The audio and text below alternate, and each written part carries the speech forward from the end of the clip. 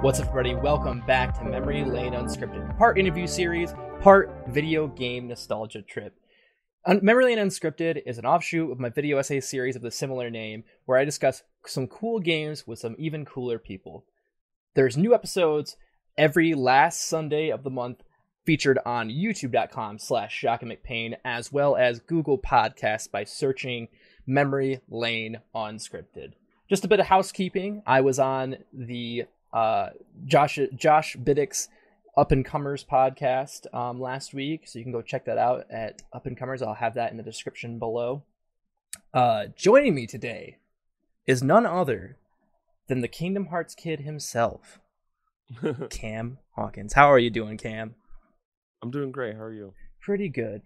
I'm kind of, I've had quite a bit of outwelling of support in this past a couple weeks, so I'm on fire right now, like I'm over the moon. Keep that drive going. So, Cam, tell us a bit about yourself. Give us the pitch. Yeah. So I am a staff writer over at DualShockers.com. I am known in probably a lot of people that view your content. I am the kind of funny PAX West Intersite champion. Which is still wild. Yeah. Some of my favorite video games include Kingdom Hearts 2, Pokemon Crystal, Mass Effect 2. Those are my top 3 personally. Nice. And I'm just here to talk about video games. I love video games, and yeah. Yeah, and isn't that what all of us are here for? Like, it's just a collective, nice community, So, yeah. Cam, let's just jump into it. What's the game that you brought in for us today? What's the game that gives you eternal joy? So this is going to be more of a... I'm going to be talking about different games of this genre. Okay. And like leading up to it and just like around this topic. But I wanted to talk about Rock Band 2. Oh, dude, great pick. I know. You were just like, I think I know what you're going to talk about. Like, yeah. I'm going to throw you for a loop. It's going to be a sequel, but it's not going to be the one you think. I know. Like, I actually realized that, like, probably 5 of my top 10 games are all sequels. Mm-hmm. Like, my top 3 games of all time are all sequels. Mm-hmm. So I have a weird history with the music, genre of games, where like a lot of people don't know because I normally talk about video games. I am a saxophonist as well as a clarinetist, and yeah, I played the saxophone for how many years now? 7.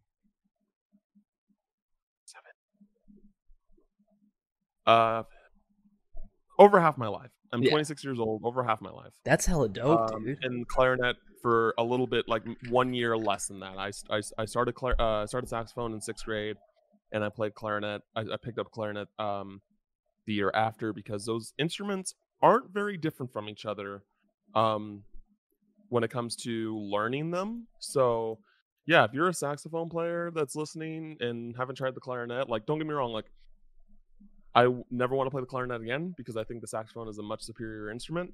But in just like joy and sound and basically everything. But those instruments are very similar to play. So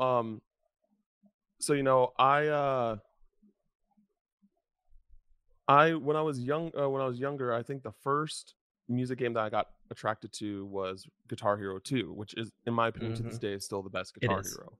100%. But the thing is that like I tried to play with the guitar for a minute, and I just like it just didn't really click with me. Not that I was particularly bad at it, but I was just like, I was just like, because it was the first game where it's just like where the game told you, hey, don't use a controller, use this different type of controller. And I was always already so in tune with my DualShock 2, which I played on the PS2, and so I played the game with a controller, and I like literally played the game on expert with a controller. That's insane, And dude. then there was one day where I just decided let's just try the guitar. And this was with Guitar Hero 3 at this point. And I played through like I want to say the entire set list on hard, and I was just like cuz my kind of way of learning things is to start at a hard difficulty and just learn from there. Um because I think that it makes you, at least for me, it makes me get better at the game quicker than playing a game on normal, because normally when you play a game on normal it's like too easy, or just it's too comfortable at the very least. It really sets the bar. Like when you start at the highest peak, like then you just like, oh, I can do any of this, you know? Yeah, because I was playing the game on expert. I was like, okay, I definitely can't play the game on expert yet, for certain songs. And then I ended up, you know, going through the whole game on hard, and then I started playing through some on expert, and by the end of it, like I played like I've played every Guitar Hero except for 5, I think. Like and maybe one of the like spin-off titles I may not have played, but I played everything else. Like 3 I think was the one I played the most, simply because it was like the hottest one that people were playing. That really was the peak. The time of for the series, yes. I still think Guitar Hero 2 was a better game. I agree. Yeah. And specifically the best guitar was the Xbox 360 Guitar Hero 2 exclusive one. The white the Z. The white one that looks like a Z. Yeah. I forgot what it. I still have that at I live I grew up in Vegas, but I don't live there anymore. But my Guitar Hero controller is still there. Right. Like I'm keeping that shit forever. Like, did you also put stickers and draw on it? Because I did. I did not put stickers. You don't want to tarnish it. I like it. So yeah. And then, Rock Band came out, and I was just like, wow, Rock Band is way better than Guitar Hero. Like, even without the even if you're excluding the ability, like the fact that you can play bass and drums and sing, like I thought that Rock Band was a much better experience. And then Rock Band 2 came out, and I was just like, this is absolutely spectacular. Like, the set list, it's fire. Are you kidding me? It was like there were hardly any misses on that set list. And another thing about Rock Band 2 is that it kind of got me into rock music, because I grew up in a I grew up in an interracial household. My mom's white, my dad's black, but both of them love R&B, hip hop, like rap, all that stuff. So I didn't really have any influences to rock or really any other genre.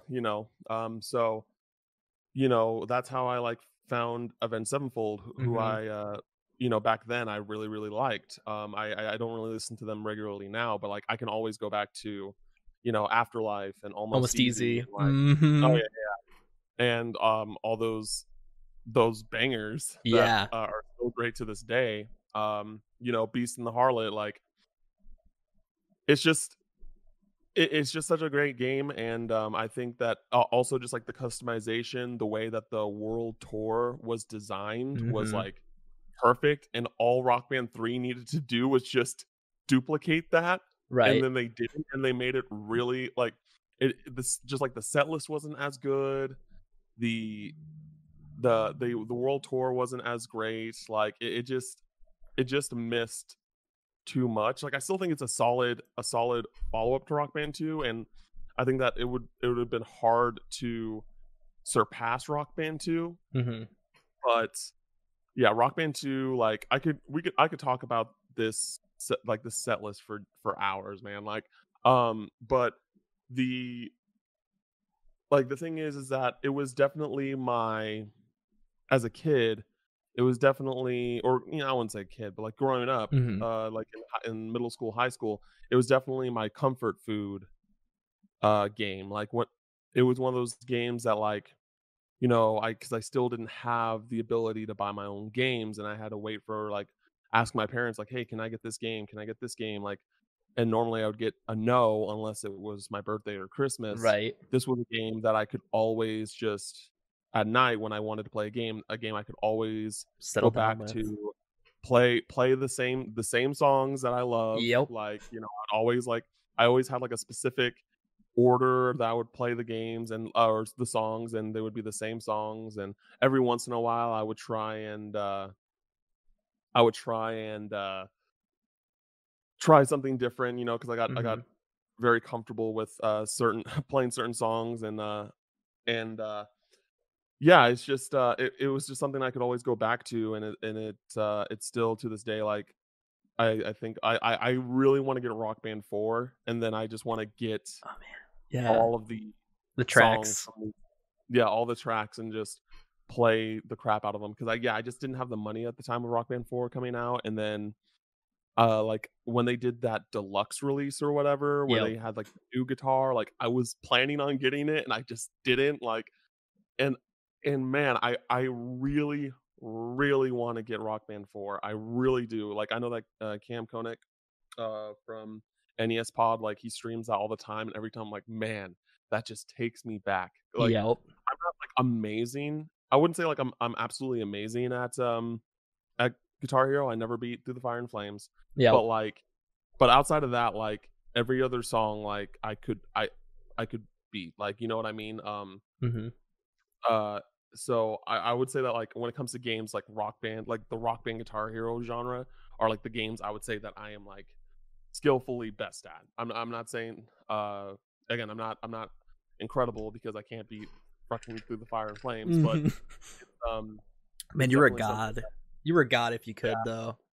Yeah, exactly. I know people personally that have beaten it. I've seen them like in person like, beat it, and I'm just like, well, that was the thing back in the day too. Like I vividly remember like going to like the library at lunch hour during school, like middle school, and being like looking at like crazy Through the Fires and the Flames playthroughs, kids like putting a TV on a cart while riding a bicycle, and then like you know, like trying to do the sick jump while also playing Through the Fires and the Flames. I remember someone in the news. It was like this, like he was like a kid compared to me. He was like probably like 9 years old. He got a Guinness World Record because he 100% of the song memorized. And I'm like, you have to be a genius. Like you have to be a genius. You have to be secretly a genius. Like, or like not even secretly a genius. Like you have to be incredibly smart. You have to have like photo memory, like you know, just like things that people just don't naturally have to get those sort of achievements. So it's like, man, I wish I was that good. It was like that. It was like when you'd play Tony Hawk and then you'd see people actually skateboard, and you're like, man, shit, like that's super fun. And then you go out and try to do it, and like, oh man, I cannot skate, and I scrape my knee. You know, like I think that there's a very much a similarity between those games, and the fact that like you said, I think that there's a lot of like my own self-discovery of music came from games like Tony Hawk and Guitar Hero and Rock Band. You know, like as far as like have a pretty diverse background in terms of music, because like my grandma taught me all about like Motown. She loves Motown. And then like on the other hand, like I like cheesy 90s like women hating men sort of songs from my mom. And then my dad has like Garth Brooks, and then like on the top of that like Led Zeppelin, and then you know just all these bits and pieces. But like I would have never discovered something like the Talking Heads, or I would have never discovered something like a Rage Against the Machine, even like, you know, like I'm trying to pull this stuff. And then on top of that, like the music that I ended up liking as a kid, like the pop punk, you know, your Sum 41s, your As Avenged Sevenfolds and Bullet for My Valentine, you know, like all that. And, dude, okay, I have to like segue here for a second, because I have to tell you about this concert that I went to. It was 2011, it was Avenged Sevenfold was the headliner, Bullet for My Valentine, Escape the Fate, 3 Days Grace when Adam was still in it, and Seether. The tickets were $35. Excuse me? Yeah, right? Like the height of their prime. Like Nightmare had just come out with Avenged Sevenfold, and it was it was like, so good. I remember. Okay, so and again, thanks to Rock Band 2 because of this. So first off, don't want to segue even more, but like, let's take it there. Dog. In my opinion, the best Call of Duty is Call of Duty Black Ops. Yeah, and I disagree, but I know that's fine. That's fine. I think it's the best Call of Duty. And remember, like when they released that trailer with what was the song? Not Welcome yet. To the Family. Oh yes, yes. And I was just like, yes. Yeah. And it was cool because I'm pretty sure Rev actually did that song already, or at least he started it. Yep. So like, his DNA is still in that song because he OD'd before that album. Yeah, 2009 I want to say. Yeah, unfortunately. Because he was like little like in the metal like, okay, I don't want to upset metal fans if people don't consider Avenged Sevenfold metal, but in that genre that Avenged Sevenfold is like where you compare like Bullet for My Valentine and things like that, the Rev was like considered like the best of the best. You know what I mean? Like, so when he died, like even like for me, I was just like, fuck. I can't even imagine people that like straight up like all they listen to are like these artists, these bands, and so that was a really sad day. But and I was just like, and I had this idea that there were so many theories that the last zombie map was going to have an Avenged Sevenfold song as the secret song. Because in each map there's like in Black Ops you like interact with these bears that are just sitting around the map, and I think I don't remember if the song it wasn't Nightmare. No, I think it was his own original one. It was I think it was an original one that was only on they made for the game. Oh, what was it? I'm gonna look it up now. I have it like at the tip of I got it. Not Yet Ready to Die. I think that's the one. Does that sound familiar? I'm doing the research. Secret song. Coming Home. No. This is wrong. Is it? Ridiculous bonus ending. Black Ops 2.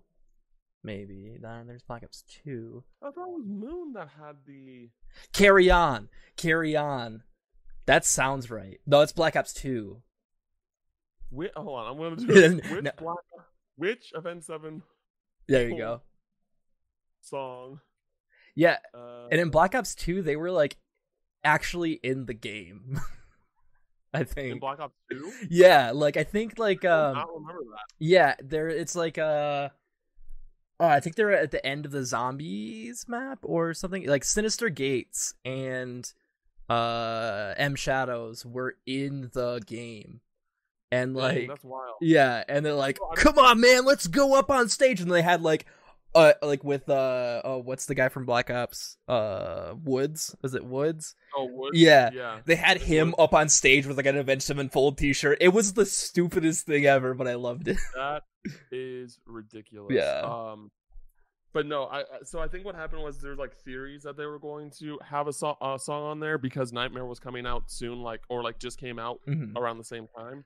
And they did that song for the trailer, but it didn't. I guess it didn't happen. But they, Avenged Sevenfold did still have like that kind of partnership with Treyarch for Black Ops 2 as well. Yeah. So, but no, I just but yeah, I wouldn't like be a fan of Avenged Sevenfold if it wasn't for like Rock Band 2 and like I don't know. I just it's just so great because it just I think that it's that set list. It's so incredible. Brought so much exposure to so many bands that like really beloved bands that I honestly would never known if it wasn't for Rock Band. Like God, Alive by Pearl Jam. Like, Oh I didn't yeah. know who Pearl Jam was. Oh Like, dude. you know what I mean? And that's I knew Journey. I didn't know who Jethro Tull was. Like, I didn't yep. know who uh I knew System of a Down. Like Mastodon, didn't know who Mastodon Yep. was. Didn't know Beck. Didn't know. Did I know Foo Fighters? I might have Foo known Foo Fighters. Fighters. Didn't know Modest Mouse. Like, Yeah, so Modest many Mouse. like great bands. Like, it's Rise crazy. Against. I'm looking at this track list right now. Yeah, like then So Master good. Exploder. Like, are you Yeah, kidding me? Like, that's right. such a great song. Well, something similar that happened to me is because I started streaming Twitch Sings, because that's what I loved. What I wanted to say is like, there's nothing. I feel like Rock Band and Guitar Hero were like the Mario parties of our like childhood. Like there are actual like not that we didn't like have Mario Party, but like at the same time, like I feel like that you got so many people together and be like of any different walk, like people who didn't play video games were playing Rock Band and with these little, like guitars and drums and all of that. And I think that shit, Nick, where are you going with this? That I think that it was the party game. It was the party game. Yeah, it was the party game. Yeah, for sure. But yeah, like, and I remember,